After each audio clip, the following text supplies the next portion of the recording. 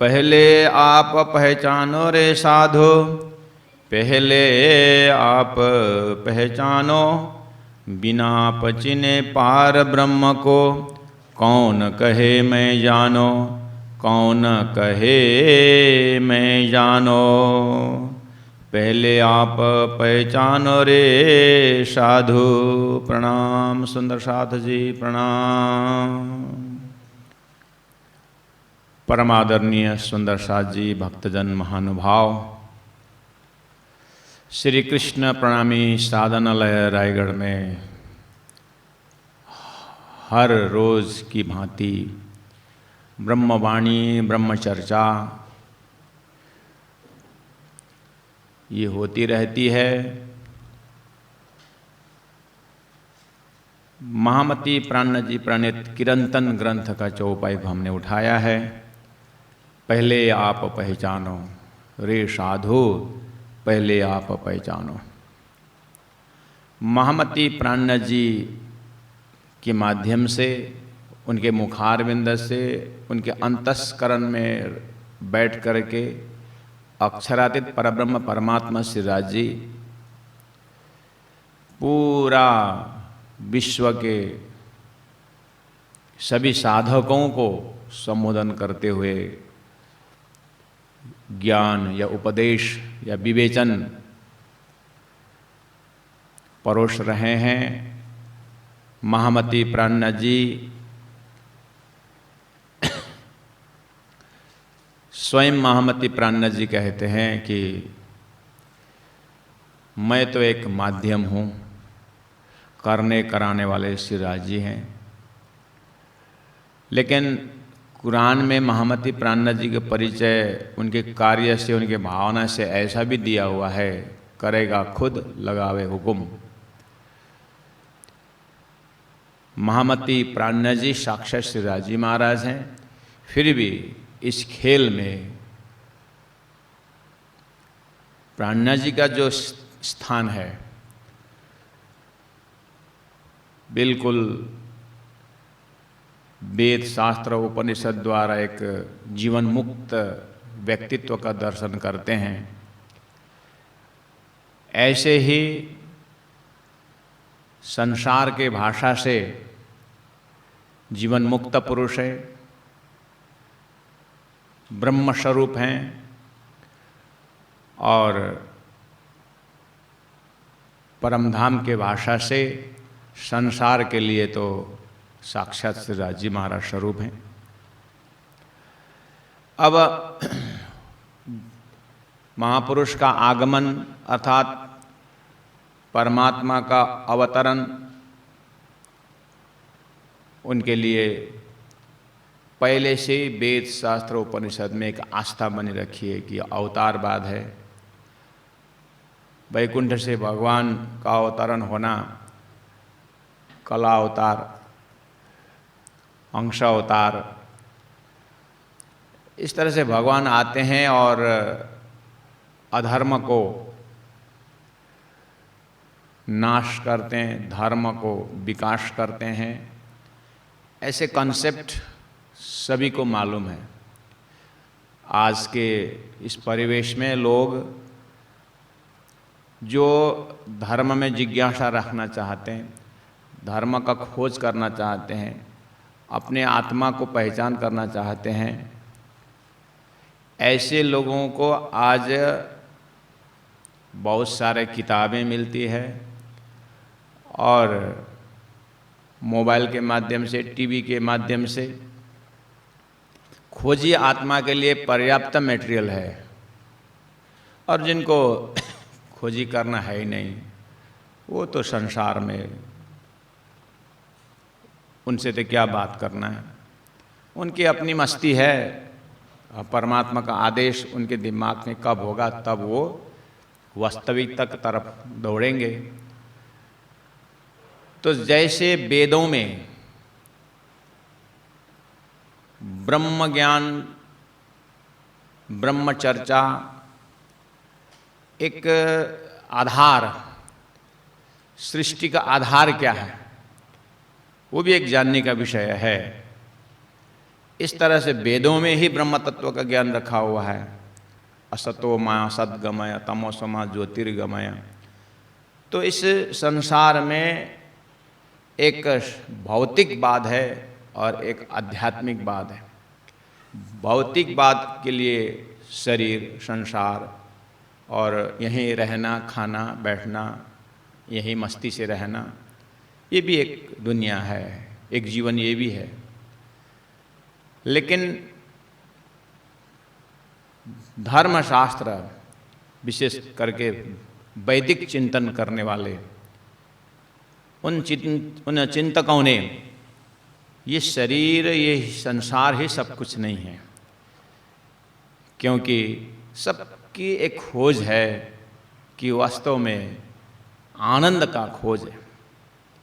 चाहे लोग संपत्ति इकट्ठा करके हो, चाहे अपने कीर्ति को फैला के हो,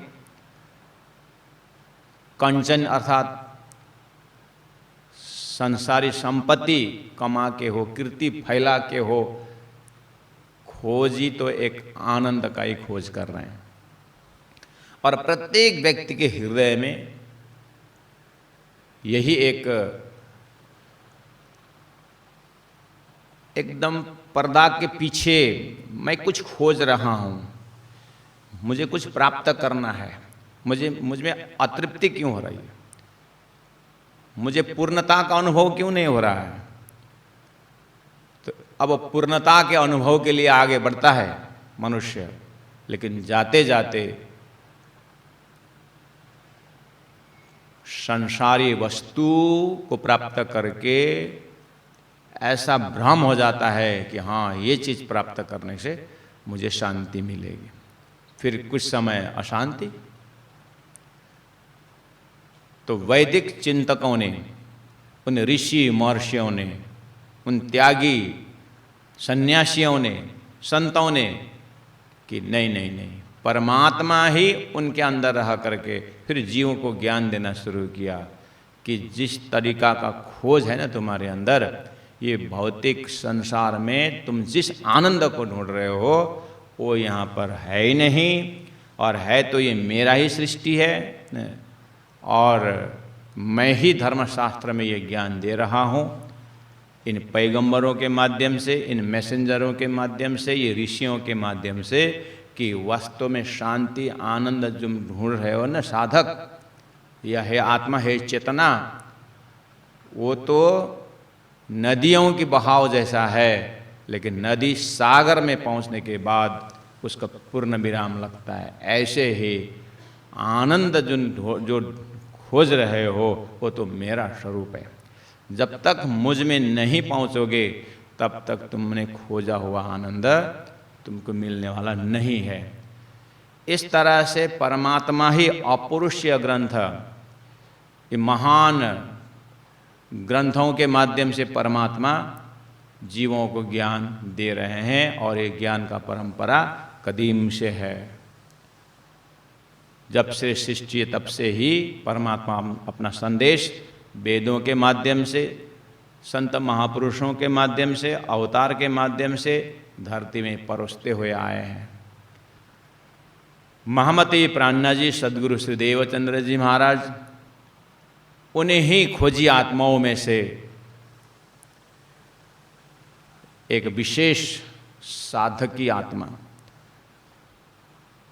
तो उन्होंने भी इस धरती में आकर के खोज की। उनके जीवन में भी वैचारिक पक्ष रहा, व्यवहारिक पक्ष रहा। वैचारिक पक्ष में सत्य क्या है उसके विषय में, व्यवहारिक पक्ष में शरीर है, अब इसको भूख लगती है, इसको ठंडी गर्मी महसूस होती है, तो इसको व्यवस्थित करना व्यवहारिक पक्ष है। लेकिन इस चीज को भी परमात्मा ने उन दिव्य पुरुषों के माध्यम से शरीर को किस तरह से व्यवस्थित करना है ये भी शिक्षा दी, जिसको व्यवहारिक पक्ष कहा जाता है। और ये भी साथ साथ में ज्ञान दिया कि तुम शरीर की व्यवस्था ज़रूरत जितना है वो करते रहो, लेकिन शरीर की व्यवस्था और संसार की व्यवस्था है तुम्हारा लक्ष्य नहीं होना चाहिए, और तुम्हारा जो लक्ष्य है तुम चैतन्य स्वरूप में पहुंचना, तुम्हारा ये अध्यात्म विद्या है। इस चीज को गुरु परंपरा से होते हुए आज भी संसार में लोग ऐसे गुरुजन हैं, ऐसा ज्ञान दिया जा रहा है। बड़े बड़े आश्रम हैं, बड़े बड़े त्यागी सन्यासी हैं, कोई बिल्कुल विदेही हैं, कोई व्यवहारिक होकर के उस ज्ञान को परोसने के लिए साधना परक व्यवस्था करके रखें, लोगों को शिक्षा देते हैं, किताबें लिखते हैं। कोई कलम चला करके वही विद्या दे रहे हैं, कोई मुख चला करके प्रवचन के माध्यम से परोस रहे हैं। आखिर ये सब जो है आत्मा और परमात्मा, ये ही वास्तविक तथ्य यही है, और शरीर संसार जो है ये एक व्यवस्था है परमात्मा ने बनाया हुआ, उनको पहचानने के लिए, उनका पहचान हो जाए। इस तरह से अब इन्हीं चीज़ों का जो सिस्टमेटिक रियलाइजेशन जो है स्टेप बाय स्टेप, क्योंकि ये अपरोक्ष यात्रा है, ये कोई शरीर के गुणांग इंद्रियों द्वारा प्रत्यक्ष अनुभव होने वाला चीज़ नहीं है। ये आत्मानंद की बात है, ये ब्रह्मानंद अखंड नंद की बात है। तो जल्दीबाजी में नहीं होगा, तो धीरे धीरे शनैर शनैर उस तरफ यात्रा करने की बात भी शास्त्रों में रखी गई है। तो इसी सिलसिला में महामती प्राज्ञ जी संपूर्ण शास्त्र, वेद, उपनिषद, संतवाणी और सद्गुरु श्री देवचंद्र जी महाराज की जो उनका जो उपदेश, उसको मनन करते हुए जीवन में उसके ऊपर अभ्यस्त रहते हुए उनके मुखारविंद से विश्व के लिए आह्वान आता है कि हे संसार के साधकों, पहले आप पहचानो। बाइबल में आवाज है नो दाई सेल्फ, तुम अपने आप को जानो। अब आई बात, हर संतों महापुरुषों का यही उपदेश शुरू होता है कि अपने आप को पहचानो कि तुम कौन हो। बस चाहे भागवत खोल के देखें, चाहे गीता खोल के देखें, अंततगत्वा अलग अलग दृष्टांत दे करके अलग अलग भाषा और अलग अलग शैली में, पुराणों में पुराण की कथाएं, ऐसी कथा कि जो शरीर संसार व्यवहार बनाने में बहुत समय लगाया, बाद में ऐसे भवंडर आया कि उन्होंने किया कराया, जो अपना मान करके जो किए थे उन्होंने उनको लात मार के निकाल दिया। अब हजारों वर्ष तपस्या करने के लिए निकल गए, वो तपस्वी बन गए। ऐसे ऐसे कहानी घुमा फिरा के क्या बोल रहे हैं कि ये शरीर संसार जो है ये सब स्वार्थपूर्ण है, और आत्मा ज्ञान ही वास्तव में मनुष्य को पार लगाने वाला तो ज्ञान आत्मा ज्ञान ही है। बस कहानी रोचक होती है, सार पकड़ने में यही है। उसी चीज़ को पुराणों के इनडायरेक्ट मैसेज को फिर उपनिषद ग्रंथ में सीधा ब्रह्म तत्वों की चर्चा करने के लिए ज़्यादा घुमा फिरा के नहीं, सीधी सीधी बात कि तुम अपना विवेक को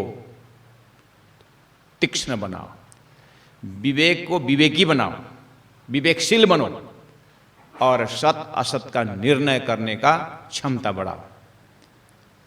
इस तरह से अब गुरु जी मंगलदास जी का जो ज्ञान, इन्हीं तारतम वाणी को अध्ययन मनन निधिध्यासन करने संतों का भी परोसने का ढंग उसी हिसाब से है कि सत असत का विवेचन करना है। अब भक्तों के भाषा में भगवान सत्य हैं, उनकी लीला ये भ्रम है, उनकी एक लीला मात्र है, ये वास्तविकता नहीं है। तो भक्तों के भाषा में, ज्ञानियों के भाषा में, योगियों के भाषा में, अपने अपने भाषा में, अपने अपने देश काल परिस्थिति अनुसार यही दिया हुआ है कि चाहे आत्मा कहो, चाहे परमात्मा कहो, चाहे ब्रह्म कहो, ये सत्य वस्तु है। और इसको छोड़ करके चाहे प्रकृति कहो, चाहे सृष्टि कहो, ये परमात्मा का ही ये अज्ञानजन्य विभाग है, कोई परमात्मा का ही है। तब गीता में जा करके प्रकृति पुरुष को विवेचन के विषय में रखा गया कि प्रकृति मेरा किस तरह से और मैं पुरुष किस तरह से हूँ। ये सारी बातें जो है किरंतन ग्रंथ के माध्यम से महामती प्राणनाथ जी उसी का निचोड़ चीज रखते जाते हैं। आइए सुंदरसाथ जी भक्तजन महानुभाव, ये किरंतन ग्रंथ 14 ग्रंथ में एक ग्रंथ किरंतन ग्रंथ है, नाम ही किरंतन है तो सभी में राग रागिणी द्वारा बहुत ही सुंदर एक आत्मा को आकर्षण करने वाला ऐसा ऐसा चौपाइयाँ ज्ञान इसके अंदर है। फिर भी किरंतन ग्रंथ संपूर्ण 14 ग्रंथ का भूमिका भी हम बोल सकते हैं। किरंतन ग्रंथ में सभी तारतम्य सागर का जो मेन विषय वस्तु है वो इसी में मिलता है। तो आया तो चौपाई पहले आप पहचानो रे साधु किरंतन ग्रंथ के पहला प्रकरण में रख दिया है, लेकिन ग्रंथ में ज्ञान आना ये तो लिख करके रख दिया है। लेकिन जीवन का सबसे पहला प्रश्न ही सृष्टि का यही है कि मैं कौन हूं और ये संसार क्या है। बस सभी परमात्मा के शक्ति लेकर के अवतरण होने वाले महापुरुषों का ज्ञान का शुरुआत ही यहीं से है कि तुम अपने आप को पहचानो। उसके लिए प्रश्न स्वतः कि मैं कौन हूँ और ये संसार क्या है। सदगुरु श्री देवचंद्र जी महाराज के जीवनी प्रणामी समाज में बीतक के महीना में साल में एक एक महीना उनकी जीवनी श्रवण करने का एक नियम है जिसको बीतक पर्व हम बोलते हैं। तो सदगुरु का 5 वर्ष की उम्र में उनके हृदय में एक आवाज़ स्फुरन हुआ कि मैं कौन हूँ और ये संसार क्या है। बस उसके लिए अब वो अपनी अध्यात्म यात्रा प्रारंभ करते हैं। तो आप जानते ही हैं प्रणामी समाज, प्रणामी सुंदरसाथ इस चीज़ को सुंदर ढंग से जानते हैं कि उनकी ब्रह्म खोज कैसा रहा। अब थोड़ा उससे बाहर निकल करके अन्य धरती के अन्य साधु संतों अवतारियों को उनके जीवनी को पढ़ें। सबका यही प्रश्न है कि वास्तव में मैं कौन हूँ, हुए माई। भाषा अलग हो सकती है और प्रश्न आने का जीवन में अवस्था अलग अलग हो सकता है, लेकिन टीचिंग का सोर्स स्टार्टिंग पॉइंट जो है वो अपने आत्मा को पहचानने के ही विषय से। तो किरंतन ग्रंथ के शुरुआत में ही इस तरह से महामती प्राणनाथ जी विश्व को अप्रोच कर रहे हैं, विश्व के पास पहुंच रहे हैं, उन खोजी आत्माओं के पास पहुंच रहे हैं, उस आत्मा की आवाज़ में आवाज़ मिला रहे हैं कि ये आवाज़ अंतरात्मा से प्रकट होना चाहिए। और अब महामती प्राणनाथ जी प्रश्न तो उठा दिया उन्होंने, पहले आप पहचानो रे साधु। तो क्या अपने आप को पहचाने हो, यही प्रश्न से शुरू होता है। अब प्राणनाथ जी महाप्रभु संबोधन किसको कर रहे हैं, ये भी एक जानने का विषय है। सभी ने बोला कि अपने आप को पहचानो, लेकिन उन वक्ताओं के सामने में श्रोता कौन रहे, उन वक्ताओं के बीच में इर्द गिर्द कैसे श्रोता रहे होंगे, क्योंकि श्रोता के दर्जा के अनुसार प्रश्न उठा करके उत्तर दिया जाता है। सामने वालों का समझ की दर्जा कितनी है उसको देखते हुए ज्ञान की गहराई दिया जाता है। इसीलिए मैं तो कहता हूं कि वेयर द शास्त्र एंड तारतम बिगिन्स, जिन्हें जानो शास्त्रों में नहीं है, शास्त्रों में सब कुछ। महामती प्राणनाथ ने शास्त्रों के इतने सुंदर ढंग से समर्थन किया है और उन्होंने स्वीकार किया है कि शास्त्र ले चले सतगुरु सोई।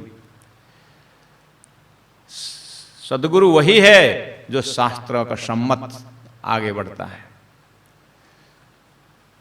इसीलिए तो शास्त्रों को स्पर्श किया महामती प्राणनाथ जी ने कि वही शास्त्र के आवाज में दोहरा रहा हूं कि अपने आप को पहचानो। संत महापुरुष यही बोल रहे हैं। तो को हम, मैं कौन हूं, वे माई। बस यहां से स्पिरिचुअल यात्रा शुरू होती है। और कोई भी संसार में धन कमा लेगा, जन कमा लेगा, कीर्ति कमा लेगा और सब, लेकिन एक रोज कहीं न कहीं परमात्मा उसके इस जीव यात्रा के इस दरमियान में परमात्मा एक दिन तो जरूर उसके अंदर प्रश्न डाल देंगे कि आखिर ये सब कमाया धमाया जो भी किया मैंने, कि वास्तव में इसमें वास्तविकता है, मेरा जीवन का उद्देश्य यही है। हो सकता है इस जीवन में पूरा रुपया पैसा का तकिया बिस्तरा बना के सोया हो, फिर भी एक प्रश्न जरूर आया होता। तो फिर हो सकता है इस धन के ऊपर सोने से फुर्सत नहीं मिली होगी, लेकिन प्रश्न जरूर आया उसको, इसमें मुझे अशांति महसूस हो रही है, कोई आनंद दिखाई नहीं दे रहा है।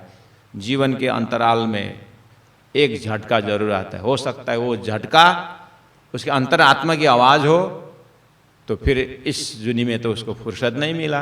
हो सकता है अगले जुनी में उतना प्रश्न के कारण हो सकता है कोई प्रश्न और रेगुलर आ जाए, बार बार यही प्रश्न झकझोरता रहे। हो सकता है उस नेक्स्ट लाइफ में वो सही अर्थ में आत्मचिंतन में लग सकता है। लेकिन सृष्टि का चक्कर जो है ये परमात्मा के प्रोग्राम के अंदर है, और परमात्मा ऐसे व्यवस्था करके चुन चुन करके अपना अस्तित्व का परिचय दे रहे हैं। प्राणनाथ जी ने, सदगुरु महाराज ने शास्त्रों को वही सार देखते देखते जब अपनी तरफ से अब ज्ञान परोसने की बात आई, परब्रह्म परमात्मा ने जब इन्हीं पुरुषों के, इन्हीं महामती प्राणनाथ जी जैसे व्यक्तित्व के मुखारविंद से जैसे ही दिव्य ज्ञान जब देने को शुरू किया, तो उन्होंने भी धरती में यही संबोधन किया कि हे साधुओं, हे साधक, अपने आप को जानने की कोशिश करो। तो आइए, संबोधन किया है साधु। पहले आप पहचानो रे साधु। यह साधु शब्द जो है, कोई स्त्री, कोई पुरुष, कोई जाति भेद, कोई लिंग भेद, ऐसा कुछ नहीं। यह बिल्कुल वो साधक को संबोधन कर रहे हैं कि जो परमात्मा को जानना चाहते हैं या अपने आप को जानना चाहते हैं। भगवान शंकराचार्य ने, उनके पास भी बहुत जिज्ञासु आत्माएं अलग अलग क्वेश्चन और अलग अलग जिज्ञासुओं को लेकर के पहुंचे होंगे, तो उन्होंने भी अपने जमाने में तत्वबोध ऐसा ग्रंथ दिया। उन्होंने संपूर्ण शास्त्रों का, वेद उपनिषद सबका जब ज्ञान बटोरा और अब अपनी तरफ से जब रखना, वो ज्ञान जब परोसने का, उन्होंने भी ध्यान में उतर करके, चिंतन में उतर करके शुरुआत उन्होंने भी तत्वबोध करके शुरू किया। क्योंकि उनके पास आए लोग और स्वयं भी अपने गुरु के पास रह करके इन्हीं प्रश्नों का जवाब परमात्मा ने कहलाया। उनके अंदर भी ब्रह्म तत्व की जिज्ञासा का इच्छा प्रकट हुई। उन्होंने भी कबूल किया है ये तो परमात्मा की मेहर से ही, परमात्मा की कृपा से ही ऐसा प्रश्न आता है। ये सबकी बस की बात नहीं है और सबके हृदय का प्रश्न भी नहीं हो सकता है। फिर भी ऐसा नहीं कि कोई ब्रह्म तत्व की जिज्ञासा नहीं होते हैं, ऐसे नहीं, वो है। उनके लिए शंकराचार्य गाइड करते हैं कि अगर आपको ब्रह्म तत्व की आप जिज्ञासु हो, अगर ब्रह्म तत्व के लिए आप अधिकारी बनना चाहते हैं, ब्रह्म तत्व को आप खोजी करना चाहते हैं, उसमें आगे बढ़ना चाहते हैं, तो अच्छी बात है। ये परमात्मा ने ही व्यवस्था करके आपको ऐसे जिज्ञासा आपके अंदर डाल दिया है, अच्छी बात है। तो आइए, अगर आप ब्रह्म जिज्ञासु हैं तो आपको ऐसा ऐसा करके उन्होंने तत्वबोध छोटी सी पुस्तिका में उन्होंने बहुत सारा बात रखी है। गुरुजी मंगलदास जी के पास भी, वो भी रियलाइज सोल थे, वो भी जीवन मुक्त महात्मा थे गुरुजी मंगलदास जी। उनको भी अंतिम समय में, अपने साधना के अंतिम पीरियड में गुरुजी मंगलदास जी ने भी कहा कि हे परमात्मा, या तो मेरे शरीर को अब उठा दो, मुझे अब आगे संसार में जीना नहीं है, मेरा कोई काम नहीं है, या तो फिर मुझसे कुछ कराओ। अब जैसे ही वो समाज में, आत्माओं के समुदाय में निकलने की जैसी उनकी इच्छा हुई और अपने अनुभव की हुई बात को जब वो परोसने के लिए सबके जन जन में पहुंचे, उनके दिल दिमाग में जैसे पहुंचना उनके लिए एक जब इच्छा प्रकट हुई, तो किस भाव से प्रवेश करें, क्या बोल के शुरू करूं मैं इस धरती में। देना तो वास्तविकता देना है, और इस भ्रम संसार में लोग, साधक, आत्माएं ये मृगजल में भ्रमित होकर के ऐसे ही सपना में दुख उठा रहे हैं। इनको कोई ज्ञान नहीं है, मुझ में भी नहीं था, लेकिन सदगुरु की कृपा से जो मुझे इस शरीर में मिला हुआ है, मैं भी वक्त देना चाहता हूं, हे परमात्मा, या तो मुझसे कुछ कराओ या तो फिर शरीर को उठा दो। महामती प्राणनाथ जी ने भी अपने जमाने में कहा, मैं तो अपनी दे रही, हे परमात्मा, मुझे अब यहां संसार में रहना नहीं है, आप ही राखे जीव, आपने ही इस शरीर को जिंदा रखें, तो अब मुझे आगे करना क्या है। अब परमात्मा इन महापुरुषों के मुखार बिंद से, उनके चिंतन से धरती में ज्ञान की सेवा करवाना चाहते हैं। तो गुरुजी मंगलदास जी के मुखार बिंद से भी जैसी शुरुआत में उनकी साहित्य जो है एक अंतर्दृष्टि करके छोटी सी पुस्तिका उन्होंने धीरे धीरे लिख करके लोगों तक पहुंचाने की कोशिश की। उसके बाद फिर उन्होंने और थोड़ी उसी ट्रैक का थोड़ा आत्मा सोपान नाम के ग्रंथ उन्होंने फिर शुरू किया, और आत्मा सोपान सीढ़ी, अर्थात ऐसे परमात्मा तक पहुंचने के लिए जो आत्मा जिज्ञासु पिपासु होकर के आगे आते हैं, उनके लिए खुराक क्या दें, कैसे समझाएं। तो एकदम प्राइमरी लेवल से उन्होंने, सोपान का अर्थ होता है सीढ़ी, ये संतों के इतिहास में, संतों के ज्ञान के परोसने के ढंग में ऐसा दर्शन हो रहा है। और वेदों के ऋषियों ने तो पहले से असतोमा सद्गमय, तमसमा ज्योतिर्गमय, मृत्युर्मा अमृतम गमय। तो अपने अपने भाषा में, चाहे भगवान बुद्ध हो, चाहे महावीर हो, चाहे गुरु नानक हो, वही वैदिक मंत्रों का चिंतन करके अब अपनी शैली में, अपनी भाषा में, और तत्कालीन लोगों के समझ में आ जाए उस हिसाब से परोसना शुरू किए हैं। इसीलिए प्यारे सुंदर साथ भक्तजन महानुभाव, किसी एक गुरु के परंपरा में जब आप सिस्टमेटिक साधना में प्रवेश होते हैं, सबका लोकेशन उसी तरह से शुरू होता है। अब जाते जाते परमात्मा के सृष्टि में किसको कहाँ तक की यात्रा जानी है, ये तो चलता है। ये यात्रा महाप्रलय तक चलने वाला है, चलता रहेगा। अब कौन कौन किस समय में संसार से पार होते हैं और परमात्मा उनकी व्यवस्था में किस तरह से आत्मा को खींचते ले जाते हैं, कितना ताकत देते हैं, और परमात्मा अपना परिचय देने के लिए कितना एरिया को वो अपना ज्ञान देते हैं। क्योंकि परब्रह्म परमात्मा का 3 एस्पेक्ट है। परब्रह्म परमात्मा का एक सत एस्पेक्ट है जिससे ये संसार बनना मिटना ये है, और परमात्मा का अपना जो है स्वरूप वो चिद्घन एस्पेक्ट में है, और परमात्मा का एक असली आनंद का एरिया भी है, आनंद का उनका एस्पेक्ट भी है। तो वो जो है कब परिचय देंगे? परमात्मा, ये परमात्मा की इच्छा में है। इसीलिए महामती प्राणनाथ जी इस रहस्य को खोलते हैं कि परमात्मा सचिद आनंद अनंत अद्वैत साकार प्रेम जीवन सुंदर, इन गुणों से परमात्मा ओतप्रोत हैं। लेकिन शास्त्रों में सच्चिदानंद की व्याख्या बहुत जगह हुआ है। तो प्राणनाथ जी इन सब चीज को आत्मा साक्षात्कार करने के बाद जैसे वो भी धरती में उतरते हैं, लोगों के पास पहुंचने की बात, उन साधकों के हृदय तक पहुंचने की जब वो भी व्यवस्था करते हैं, तो वो भी वही आवाज से बोलते हैं कि मैं कहां से शुरू करूं? हे दुनिया वालों, हे आत्मा, हे साधक, पहले अपने आप को पहचानो।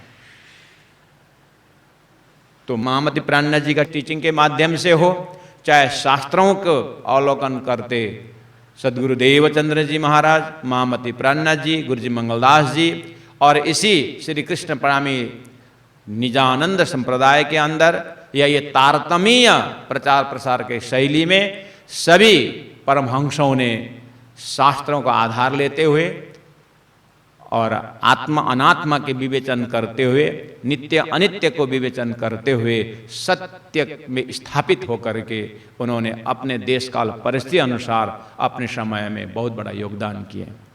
गुरु जी मंगलदास जी ने कहा है अपने सुक्ति में कि आप तो जो है गरीबों को कपड़ा की सेवा कर सकते हो, अन्न की सेवा कर सकते हो, और कितनी सारी सेवा का क्षेत्र है, लेकिन आगे जाकर के कहा कि एक सेवा ज्ञान की सेवा भी है। समाज में अज्ञानी को ज्ञान देने के लिए स्कूल वगैरह स्थापित हुआ, ये ज्ञान की सेवा है। ऐसे करते करते आत्मा ज्ञान की सेवा भी संसार में।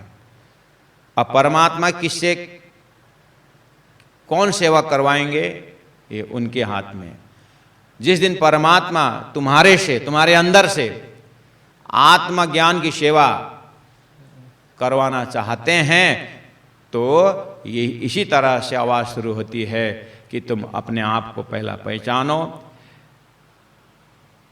आप पहचानो रे साधु, हे साधक आत्मा, बहुत अच्छा हुआ कि आपने संसार से निकलने का सोच बनाया और ब्रह्म से मिलने के लिए आपके अपने जिज्ञासा प्रकट की। बहुत अच्छी बात है। तो आपका लक्ष्य परब्रह्म है जरूर, लेकिन पहले आप चीने, पहले आप पहचानो रे साधु, पहले अपने आप को पहचानो। अब क्रम शुरू होता है। जब लक्ष्य तय हुआ तो यात्रा प्रारंभ करते हैं। तो यात्रा प्रारंभ करने में अब अपने आप को जानने के लिए पहला प्रश्न आता है इसी शरीर में कि मैं कौन हूं, मैं शरीर हूं। मैं और मेरा का विवेचन शुरू हो जाता है। पहला यहीं से शुरू करना होता है। Charity begins at home. गुरु जी दीनदयाल जी महाराज उदाहरण देते थे कि जब तुमको कहीं लक्ष्य में जाना है, चलना है, तो तुम्हारी यात्रा कहां से प्रारंभ होती है? तो बोलते जहां बैठे हो वहां से शुरू होता है। तो यहां साधक, साधु, ये साधक कौन है? कोई लंबी दाढ़ी हो और लंबा बाल हो ऐसा साधक नहीं। यहां बिल्कुल अंतरात्मा को साधक संबोधन से महामती प्राणनाथ जी जा रहे हैं आगे। साधक तो साधक, देखिए महामती प्राणनाथ जी जब साधक शब्द प्रयोग कर रहे हैं तो क्या यहां ऐसे पुरुष के नजर में ये शरीर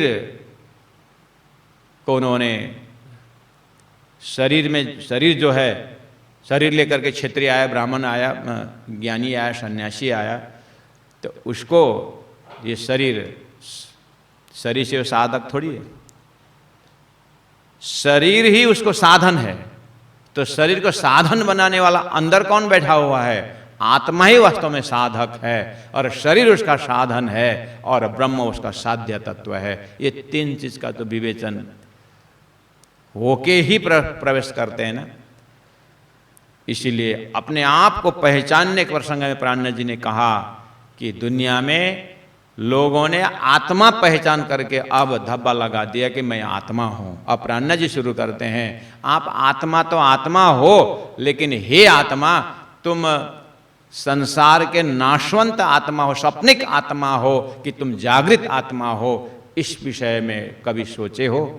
बस सृष्टि के ब्रह्म खोज में महामती प्राणनाथ जी ने नया आयाम जोड़ दिया।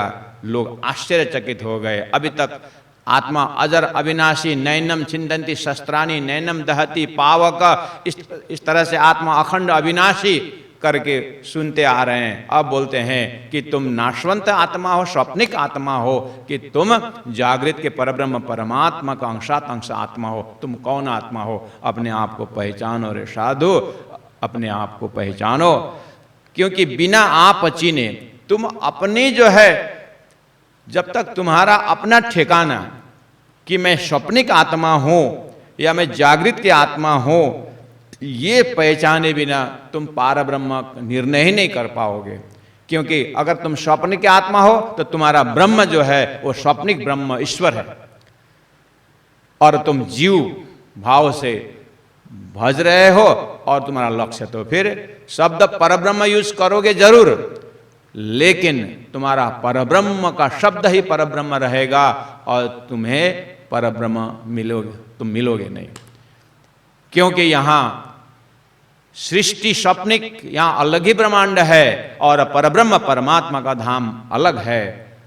हाड़ी बनाने वाला हाड़ी के अंदर नहीं रहता है, लेकिन उसका हाथ जरूर होता है, वो बाहर होता है। घड़ी बनाने वाला घड़ी के अंदर नहीं होता है। ऐसे सृष्टि को देख करके लोग सृष्टि में ही परब्रह्म परमात्मा को खोज करके यही पूर्णमदः पूर्णमिदम करके पूर्ण विराम लगाने वाले महामती प्राणनाथ जी ने, ऐसे सदगुरु देवचंद्र जी महाराज ने, ऐसे बहुत संतों को मिले जो कि शास्त्र में जो परमात्मा ने जो सृष्टि के विषय में बताया है उसका पूर्ण परिचय किसी के भी मत में महामती प्राणनाथ जी को, सदगुरु को नहीं मिलता है। इसीलिए प्राणनाथ जी की वाणी को, इस ज्ञान को समझने के लिए ये ज्ञान देने वाला व्यक्तित्व जो है, उनकी तपस्या के विषय में और उनके खोज के विषय में भी अध्ययन करना जरूरी रहता है। इसीलिए प्रणामी समाज, तारतम्य समाज जो सुंदर साध हैं सबको, और बाहर तारतम्य का परिचय भी देना हो तो उससे पहला उन महापुरुषों का परिचय देना होता है कि उनको परमात्मा ने किस तरह से आदेश दिया कि संसार में ये प्रश्न पूछो और ये स्टेटमेंट बनाओ कि पहले आप पहचानो। इनके महापुरुष के मुखारबिंद से, महामती प्राणनाथ जैसे व्यक्तित्व के मुखारबिंद से ये पहले आप पहचानो। अगर परमात्मा कहला रहे हैं तो परमात्मा ऐसे वाणी को किस किस के मुखारबिंद से कहलाए, और उनके मुखारबिंद से उत्तर क्या दिया कि तुम आत्मा हो, तुम ईश्वर हो, और अहम ब्रह्मास्मि तत्त्वमसि, ऐसे ऐसे महावाणी कहला करके परब्रह्म को संतोष हुआ कि नहीं हुआ, वो भी ये तारतम्य ज्ञान परिचय देता है। और तारतम्य ज्ञान इसीलिए कहता है तब तक कुछ यात्रा ठीक है, लेकिन आत्मा परब्रह्म परमात्मा के बीच में क्या संबंध है, वो दर्जा कुछ महामती प्राणनाथ जी अलग ढंग से दर्शन करते हैं और दर्शन करवाते हैं। इसीलिए प्यारे भक्तजन महानुभाव, पहला यहाँ पर पारब्रह्म शब्द यूज हुआ है, और पहले आप पहचानो कहते साधक शब्द परिचय कराया गया है। और कौन कहे मैं जानो, जब तक अपना परिचय कि मैं स्वप्निक आत्मा हूँ कि मैं जागृत का आत्मा हूँ, मैं रिफ्लेक्टेड सोल हूँ, डुप्लीकेट सोल हूँ कि ओरिजिनल सोल हूँ, इस चीज को जब तक फैसला नहीं होता है परब्रह्म किसी को मिलने वाला नहीं है। ये तारतम्य का अप्रोच है। हालांकि संसार में बहुत नया प्रश्न, नया क्वेश्चन ये छोड़ के चला जाता है चिंतन करने के लिए, क्योंकि सब बोलते हैं सनातन सनातन, लेकिन तारतम पूछता है कौन सी सनातन, सृष्टि सनातन कि शुद्ध सनातन? सनातन, सृष्टि सनातन, शुद्ध सनातन, तीन जगह तो यही। जब सनातन शब्द प्रयोग कर रहे हो फिर उसके में प्रश्न चिन्ह क्यों? Sanatan is Sanatan, eternal is eternal. महामती पूछते हैं हाउ लॉन्ग, कब तक एटर्नल, कब तक सनातन? बस अब ये ब्रह्मरूप होकर के धरती में बैठे साधक के कान में जब ये पहुंच जाता है, कब तक एटर्नल, कब तक सनातन मतलब क्या है? सनातन का कोई डिवीजन होता है क्या? आकाश को कोई खंड खंड कर सकता है? सनातन आकाश है, उसके क्या खंड करना है? अच्छा, आप निराकार ब्रह्म की बात कर रहे हो। महामती प्राणनाथ जी का पूरा तारतम्य जो ज्ञान है, ये धरती का नया अप्रोच है, लेकिन वहां तक पहुंचने के लिए सिस्टमेटिक हिसाब से जाना पड़ता है। तो आइए भक्तजन महानुभाव, आज किरंतन इस प्रकरण के शुरुआत से ही मैं आप लोगों के पास वाणी के माध्यम से पहुंच रहा हूं। धीरे धीरे आप इसको रेगुलर श्रोता बन करके जब सिस्टमेटिक जाएंगे तो फिर उस गहराई तक जाने के लिए कुछ नियम होता है। वो नियम है रेगुलरिटी, निरंतरता।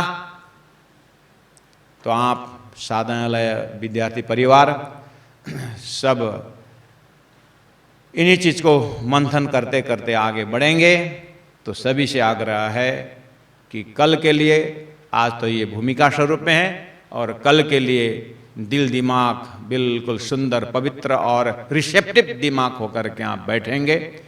इतने शब्दों के साथ अभी का समय पूरा हो रहा है। मैं चौपाई दोहरा रहा हूँ, आप लोग साथ दीजिएगा। बोलो श्री प्राणनाथ प्यारे की जय। पहले आप पहचानो रे साधु,